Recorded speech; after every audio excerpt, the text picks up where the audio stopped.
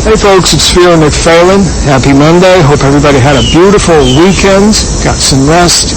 I got some rest too, except I was thinking of what to do for this podcast today, and I thought I would just do one on what to expect when you're combating hyper-preterism, what to expect, what you can accept as a given.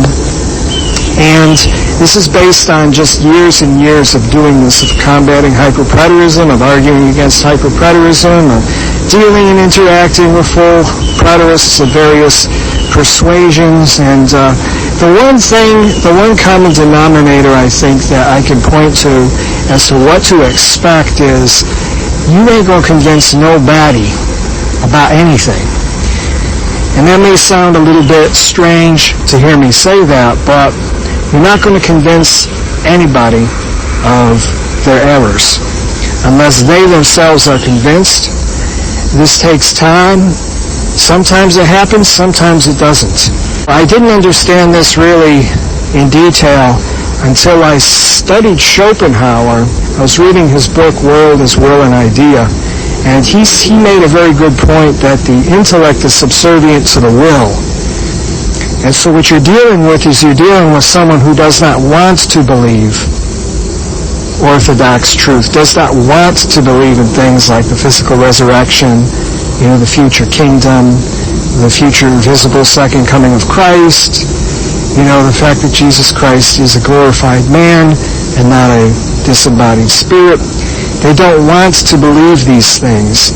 And so what you're dealing with somebody's will, and they're not going to believe until they want to believe. There's people who are hyper-preterists for years and years and years. I'm not going to mention any names. Years and years, for like over 10 years.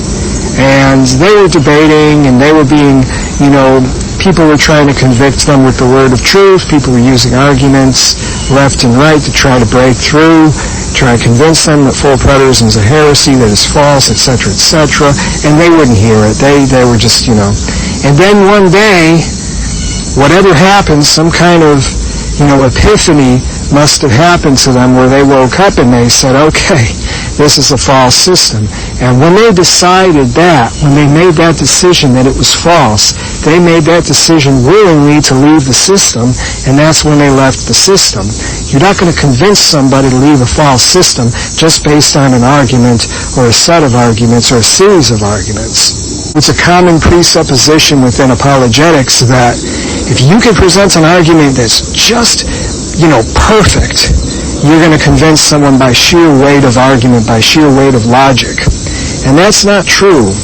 I've not seen it to be true in all my years of studying, different debates and different approaches to theology. I've not seen that to be true. It never plays out that way. I mean, have you ever seen a debate where somebody makes a really good argument and then the other person says, you know what, that's a good argument, I'm going to change my views? Never happens. The reason why is because you've got that will.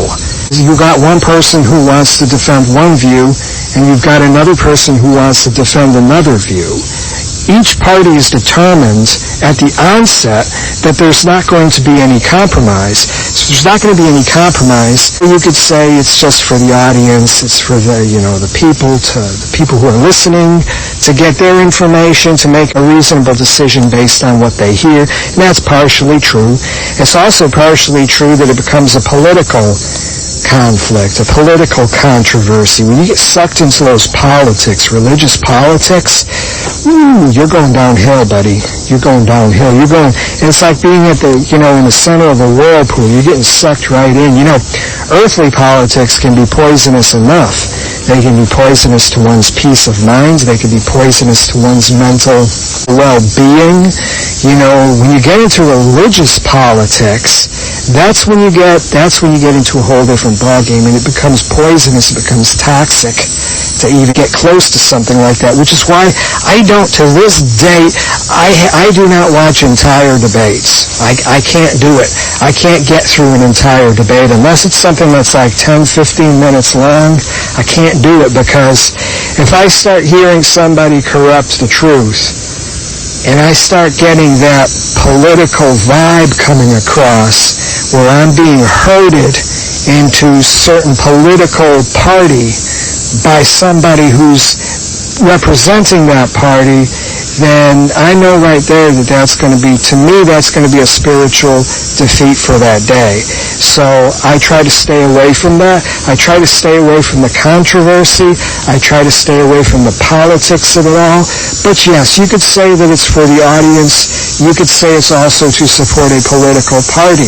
It's not to convince the person you're arguing against. That's just not how it works. So when I was reading Schopenhauer, one thing occurred to me, and this actually occurred after I read Schopenhauer and after I had a chance to digest some of his viewpoints, is, every time, when you tell children about Christ, they always believe you. Everyone is a believer by nature, has that capacity to believe. It's not until that will becomes developed.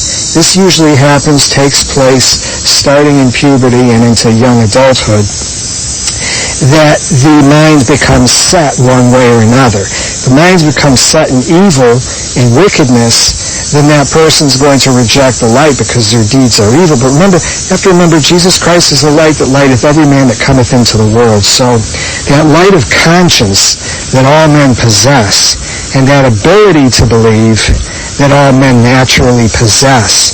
Because if you couldn't believe naturally by default, then that wouldn't be the case that all children believe in Jesus Christ, that you could, teach your family about Christ and have them believe everything that you say and accept it. I mean, you teach your children about Santa Claus and they believe.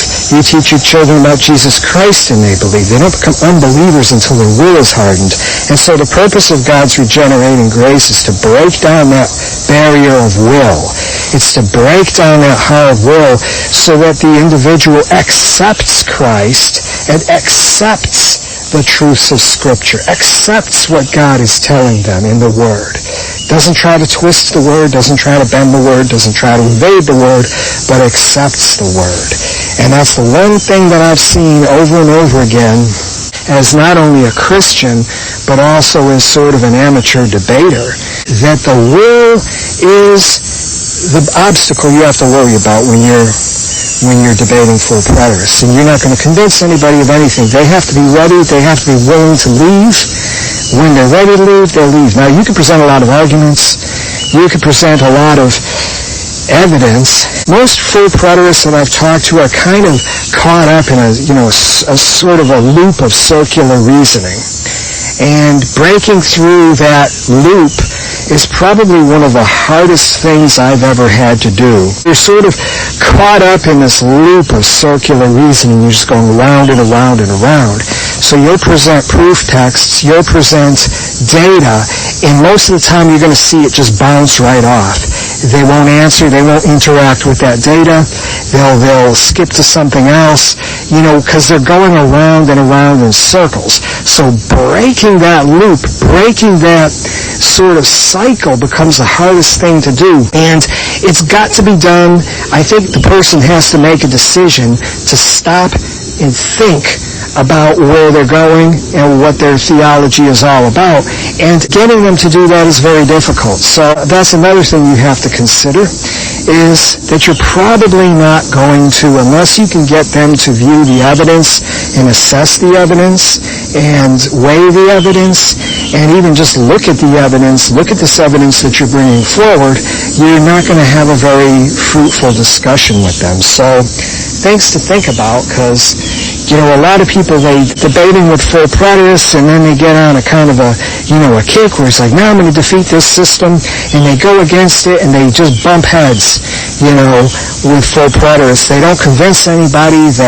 Then they get into, controversy and conflict, and, it ends up souring their day, and, maybe even hurting their spiritual relationship with Christ. I mean, you can't touch poison. You can't handle poisonous substance without some danger to yourself. I mean, you might get it on your skin. You might end up breathing it. It's something that has to be handled carefully.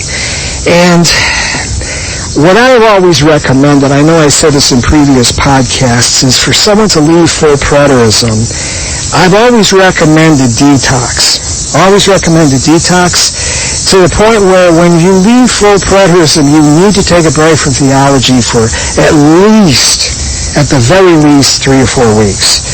Because what's going on is you've been conditioned, you've been programmed to read texts a certain way. You've been programmed to look at the Bible a certain way. You basically, let's just admit it, when you became a preterist, you had to kind of relearn how to read the scriptures, right? You had to read them through a certain lens, right? So, when you leave full preterism, you have to let the dust settle. You have to let your thoughts clear, because you're going to have to learn to walk again. You're going to have to learn to read Scripture again. You're going to have to get rid of that lens. The first thing you need before you can do that is you need your minds to you need all the dust to settle. You need a chance to organize facts in your own mind according to your own comprehension, not through someone else's lens. And that takes time. I mean, I didn't personally take a break from theology when I left full preterism, because I made a commitment in very early 2008, about a year after I left full preterism. I made a commitment that I was going to study the early church writings, and I was going to accept the historical verdict of Christianity. As long as it didn't, contradict Scripture, I was going to accept what the sub-apostolic church believed about eschatology. So I made a commitment because I wanted to know the facts and I wanted to know the truth. And I made that commitment. So I started studying writings like, Ignatius and Irenaeus and Justin Martyr and, all the great apologists of the first 3 centuries after Christ. I had already prepared myself to accept as evidential whatever I discovered to be the truth. So I became a historic premillennialist, and I've been one ever since. But unless you can make a commitment like that, unless you have the presence of mind, the strength of mind to make a commitment like that, you need to detox. You find yourself a hobby, go fishing or something. Do anything you can do, but don't try to think too much about theology, because your mind needs to settle, the dust needs to settle, and you need to clear your thoughts, and your reasoning faculties need to be cleared, and you need to wipe that slate clean. The only way you're going to do that is by just detoxing, by giving yourself a little break. Anyways, didn't want to beat a dead horse. I know this is a little bit longer than I usually do, but those are just a few of the things, a few of the pointers that I can give you as to what to expect when you combat hyperpreterism. Thanks again, everybody, for tuning in. I'll try to be back later this week, maybe tomorrow, maybe, Wednesday or Thursday, but I'll try to be back with another one. Thanks again for tuning in. Have a great, wonderful day, and I'll talk to you soon. Bye.